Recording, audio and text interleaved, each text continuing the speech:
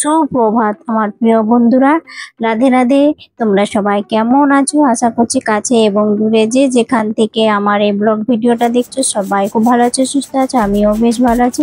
আমি Sabita Bengali blogger চ্যানেলে তোমাদের সকলকে অনেক অনেক স্বাগত আর ভালোবাসা। তো দেখতে পাচ্ছ বন্ধুরা, আমাদের এদিকে এখনো পর্যন্ত বৃষ্টি হচ্ছে, জানো তো। আজকে হচ্ছে বৃহস্পতিবার। তো এদিকে দেখো উঠোনটা তো ভিজেই রয়েছে।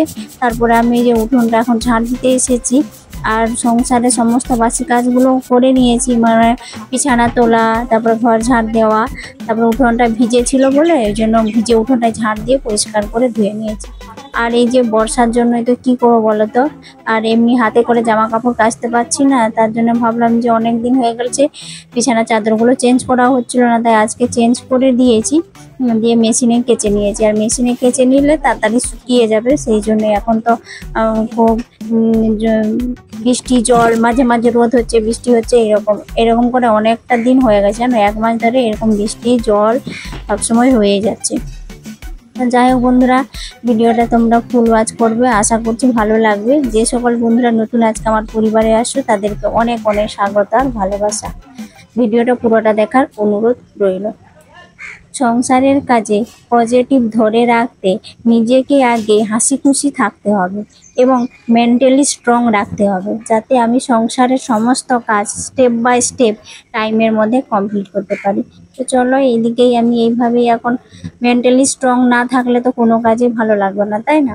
মন যদি না শান্ত থাকে তাহলে কোনো কাজ, শরীর কিছুই চলে না, হাত পা কিছুই চলবে না। সেই জন্য আগে নিজেকে হাসি খুশি থাকতে হবে। তো যে কাজটা করলে আমার মনটা শান্ত হয়, আমি মানে শান্তি পাই, তো সেই কাজগুলোই করি। আর একজন গৃহিণীকে তো জানোই তো, সংসারে সমস্ত কাজকর্ম করতেই হবে। তো এইদিকে সংসারের এই কাজে লেগে পড়েছি। তো দেখতে পাচ্ছ চাদরগুলো মিলে দিয়েছি আর আকাশে কিন্তু মুখ ভার হয়ে আছে, আর ওখানটাতে এখনো পর্যন্ত ভিজে আছে, তো একটু একটু করে শুকিয়েছে।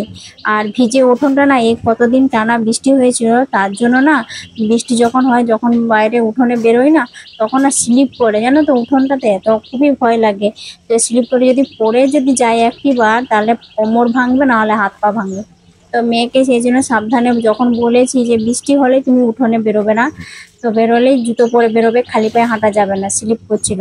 আমি কতবার পরে গিয়েছিলাম জানো তো, স্লিপ করে মানে পড়ে যাওয়ার পরিস্থিতি হয়ে গেছিলো। সেই জন্য খুব সাবধানে আর ভয়ে ভয়ে উঠোনে চলাফেরা করছি। একটুখানি রোদ হয়ে গেলে, উঠোনটা ভালো করে শুকিয়ে গেলে ভাবছি যে ব্লিচিং দিয়ে তারপর ভালো করে ঘষে ঘষে উঠোনটা পরিষ্কার করব। তো এখন আর সময় হচ্ছে না, এখন আমার মেয়ের পরীক্ষা আছে, তার জন্য। দেখো একটা খুব সুন্দর একটা মিষ্টি কালারের জবা ফুল হয়েছে, তো ফুলটা আমি তুলে নিয়ে আসলাম, আর নতুন হয়েছে তো প্রথম, তার জন্য তোমাদের সাথে একটুখানি শেয়ার করে নিলাম। আর এইদিকে দেখো আজকে যেহেতু বৃহস্পতিবার, আজকে আবার গুরু পূর্ণিমা, মা লক্ষ্মীর পুজো, তারপরে সব কিছুর যেগুলো দেবতা আছে, যেগুলো পিতলের, তো সেগুলোকে চন্দ্রামৃত দিয়ে চান করে পুজো করতে হবে। আর মেয়েকে কি করেছে জানো তো, ওকে আজকে আমরা যেহেতু ভাত খাবো না পূর্ণিমাতে, তো ওকে একটুখানি লুচি, আলু ভাজা আর মিষ্টি ছিল, সেগুলো খাইয়ে ওকে স্কুলে পাঠিয়ে দিয়েছি, ও স্কুল চলে গেছে। তারপরে আমি এদিকে দেখো এখন পুজোটা করে নিচ্ছি। আর এই যে পুজোটা করলেই না আমার মনের মধ্যে একটা পজিটিভ ভাব প্রকাশ পায়, জানো তো। পুজোটা করলে মনটা যেমন শান্ত হয়ে যায়, তেমনি ঘরের যে পরিবেশটা সেটাও একবারে শান্ত স্নিগ্ধ, একবারে খুব ভালো লাগে। সেই জন্য পুজোটা যখন আমি করি, মা লক্ষ্মীর একটু শান্ত মনে ধীরে সুস্থে করি, জানো তো। তাড়াহুড়ো করে কখনো করি না, তাড়াহুড়ো করলে কোনো কাজেই কখনো সফল হওয়া যায় না, আর ভালো হয় না তাড়াহুড়ো করে কাজ। এদিকে দেখো সুন্দর করে মা লক্ষ্মীকে চন্দ্রামৃততে চান টান করে পুজোটা বসিয়ে দিয়েছি। আর কি বলতো, আমি না ছোট ছোট মিনি ব্লগ শেয়ার করছি তোমাদের সাথে। আসলে বড় ভিডিও যেদিন বানাচ্ছি না তখন কোনো বন্ধুরা ভিডিও দেখে না, তাই ভাবলাম যে ছোট ছোট ভিডিও শেয়ার করি, যদি বন্ধুরা পুরো ভিডিওটা ফুল ওয়াচ করে। তো এদিকে দেখো গোপু সোনাদেরও আজকে সুন্দর করে সাজিয়েছি আর হলুদ রঙের ড্রেস পরিয়েছি, আমি নিজেও একটা হলুদ ড্রেস পরেছি। তো এইদিকে দেখো এখন চলে এসেছি সন্ধ্যের সময়, তো তারপর আর কোনো ভিডিও শ্যুট করিনি। তো সন্ধ্যেবেলায় এসেছি, আর যে এখন এসেছে পরোটা বানাচ্ছি, আর এটা ময়দা দিয়ে বানাচ্ছি। ময়দাটা আমি মেখে রেখেছিলাম, ওই মেয়ের জন্য বললাম না লুচি বানিয়ে দিয়েছিলাম, তারপরে তো আমি আর কোনো কিছুই বানাইনি। মানে আমাদের পাশের বাড়ির কাছে পূর্ণিমাতে পুজো হলে প্রসাদ দিয়ে যায়, 4-5 ঘরে প্রসাদ দিয়ে গেছে, তো অনেকটাই প্রসাদ হয়ে গেছে। আর সেই প্রসাদটা আমি দুপুরবেলা যখন পুজো করে উঠি তখনই তো দুপুর হয়ে গেছে, তখন আমি আর দুপুরে ওইগুলোই খেয়েছি আর খাইনি। মেয়ের জন্য প্রসাদ একটুখানি রেখে দিয়েছি, ওই স্কুল থেকে এসলে খাবে, আর ও খেয়েছে। তারপরে সন্ধ্যেবেলায় বললাম তাহলে আটাটা তো মাখা রয়েছে, তাহলে ওটা দিয়ে একটুখানি পরোটা বানিয়ে নিই।